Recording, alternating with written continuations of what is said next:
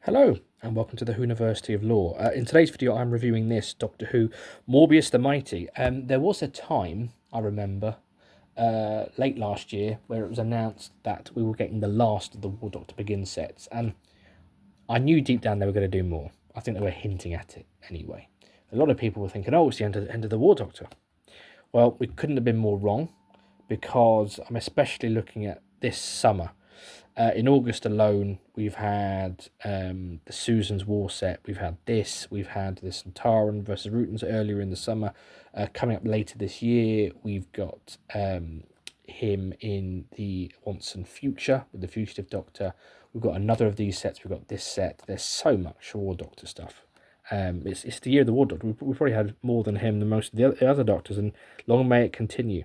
So, first of all, the front cover of this set. So, Morbius the Mighty. So, we've got Morbius here, as played by Samuel West. These incredible Dalek designs. Got the Pridonian, I believe.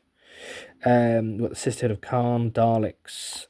We've got the Eighth Doctor TARDIS, which did confuse me because when you think about the trailer for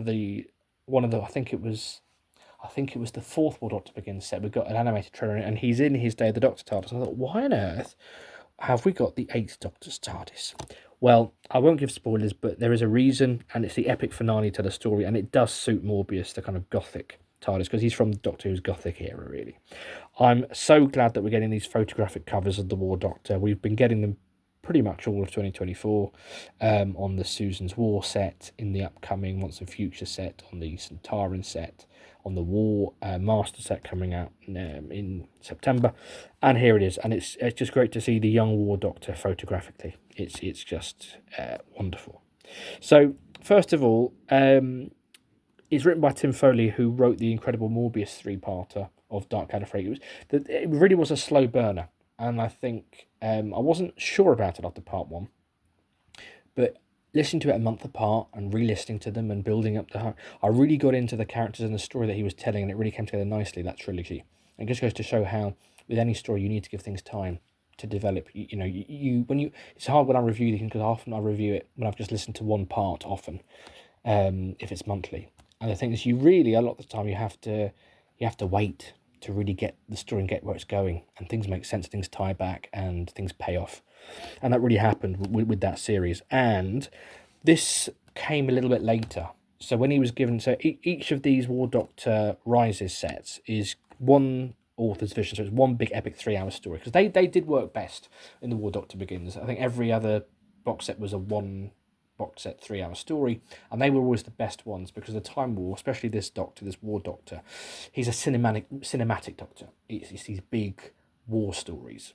And this was another of those fantastic stories, very much in the ilk of my favourite War Doctor set, which was the fourth one. I forgot what it was called now, but that was I think that might have been Tim Foley as well, actually. But that was my favourite, and this was another fantastic concept piece. And he decided to bring Morbius into the Time War and link it in with his trilogy. So I would say you can listen to this and enjoy it without it, but I would say that listening to the Morbius trilogy first is probably recommended, because there's a few bits that you would get from that, and obviously why it's this face for Morbius, because this isn't the Morbius that we saw in Brain and Morbius, or the Morbius that we saw in the Eighth Doctor stories either. This is another, not even an incarnation, this is another facet of Morbius. So that's really interesting to play with, and obviously interested to see if there's a future for Morbius in the Time War, and get another reckoning with Rassilon. There's a great building in of Time Lord lore in with this. Great use of the Daleks, especially in the final part. And as the use of the Eighth Doctor's TARDIS was used to dramatic effect, you could really see it was so cinematic, that finale. Great use of the Sisterhood of Khan, was a great relationship there. Some great twists and turns, especially at the end of part one, with some of the guest characters that you just don't see coming.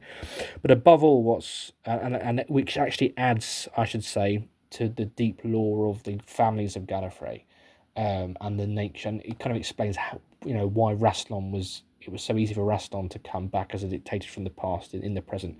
How did the Time Lords accept him so quickly? When if you look at how some of the families revered people like Morbius, that becomes very clear at the end of episode 1 into episode 2. But what's really exciting about this is that the War Doctor is suffering from a condition where he's a Time Lord who cannot travel through time, so he's taking a rest from the war. He's outside of the war. It makes him vulnerable. So already we've got a Doctor who is vulnerable, a character who is vulnerable, who cannot time travel. And it gives you, first of all, it grounds the story into kind of one time and place.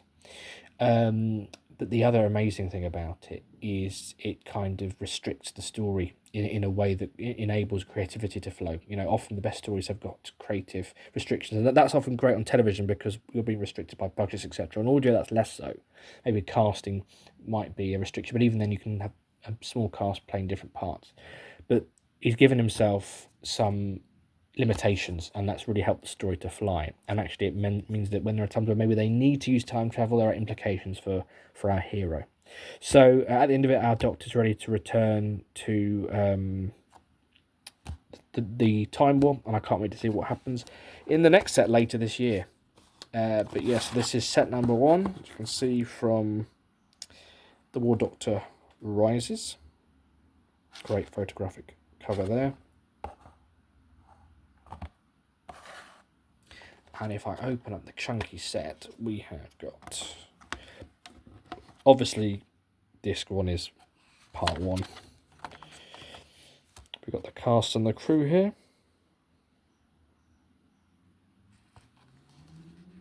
This was a really great performance. And they all were, but this one in particular I really enjoyed. And some really good twists about how the Doctor is ill and where that came from. It all links, everything feeds in together at the end really nicely. And of course we've got the amazing Jonathan Carley recording here. Crew list here. Cast list on the back. Yeah, and cover art. Yeah, and yeah, I mean, I'll show you, but yeah, episode 2 is on disc 2, and episode 3 is on disc 3. And we've got the previous 4 sets. Yeah, this is my favourite. He Who Fights with Monsters. Yeah, this very much evoked that. So if you liked He Who Fights with Monsters, if you liked that, you'll like this one.